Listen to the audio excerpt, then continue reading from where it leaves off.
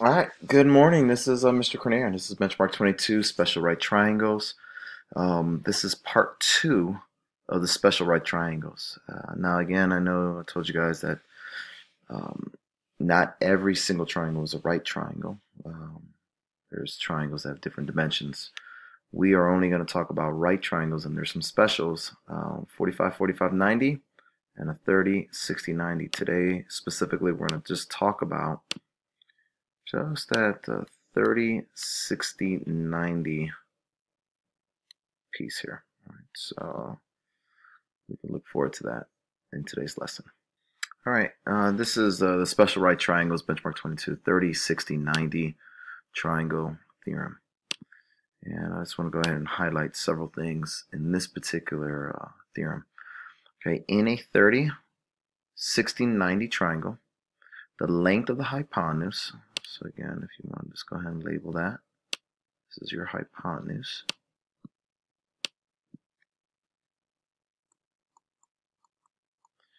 Right, so the length of the hypotenuse is 2 times the short side of the triangle.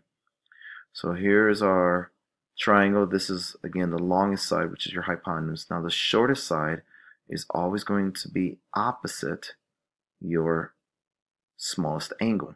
So in this case, there's a 30-degree angle. This is going to be opposite that. It's going to be your shortest side. So this is the short side of your triangle. And the length of the longer leg, again, opposite the bigger angle, is going to be your longer leg. So these are our definitions here. Hypotenuse is always going to equal 2 times s. And the longest side of the triangle, actually the longest leg of the triangle is going to be the short side, square root of 3. All right. Definitions are kind of confusion, so just make sure you're paying attention to those details. This is a benchmark 22. This is a 30, 60, 90 triangle. Okay, in this particular lesson, we want to go ahead and figure out the x and the y in the notes here. So when I'm looking at this right triangle, notice it has the indicator that it's right.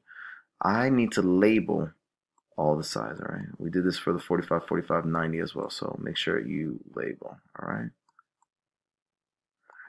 So in this case, this is my hypotenuse, directly opposite the right angle. Now, let's see, this is my smaller angle, so this is going to be my smallest side of the leg.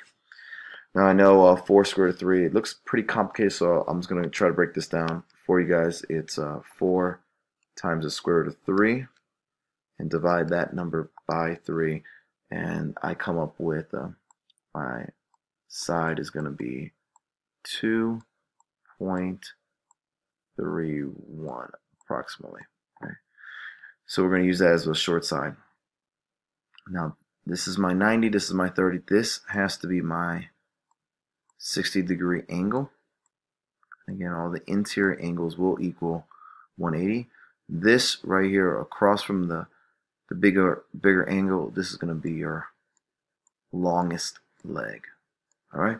So now the first thing is we label it. The second thing is what do you want to find, x or y?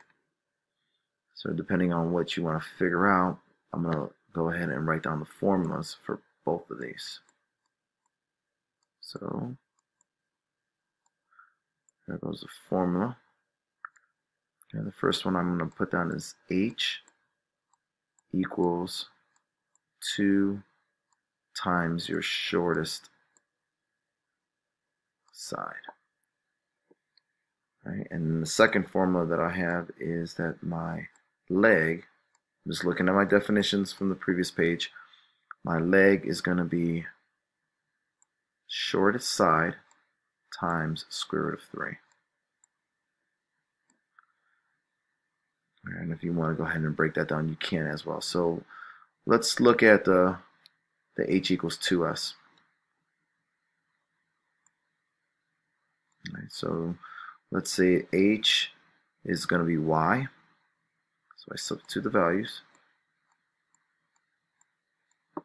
It's going to be 2 times your shortest side, which is, in this case, 2.31. Now let's go ahead and take my time, put it in the calculator, and I'm roughly going to get 4.624 my y value. Alright, again, if you have any questions, let me know, and let's go ahead and move on to trying to solve for x. Alright, again, here's my definition. I'm going to start substituting values in.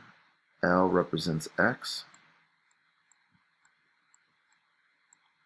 The shortest side is 2.31, and the square root of 3, I'm just going to plug that in as well.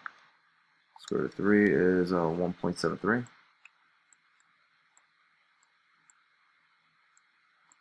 So let's go ahead. X equals, plug those values in, 2.31 times 1.73. You come up with 3.996. Pretty much close to say that it's probably going to be 4. So these are the answers for letter X. If you have any questions, let me know. I'll break this down to you again. Where I get to check your understanding and see if you understand. Okay, the question here states you're going to find the length for BC. So you don't know what that is. You're going to use some of the information I gave to you earlier. So find BC. Length BC, we're going to just label that X. Alright, in this case, first thing I want you guys to do, just again to get you jump started, is let's label our, this is a 30-60 90 triangle. So first thing you want to do is let's go ahead and label your H. So in this case, that's your H. And the next thing you want to do is this is a 30-degree angle. Across from that, this will be my short side, and across from this will be my long side. Some of you guys don't like it in the square root, so we're just going to go ahead and change that. Make that into a decimal. 4 times square root of 3. So I got 6.92. Alright, good. So there goes our information here. And that's my S. So here's my formulas for both of these. It's going to be H. This is only for 30, 60, 90. Equals 2 times S. And the other definition is my length equals my short side divided by the square root of 3. Alright, so let's see. If I'm trying to solve for H,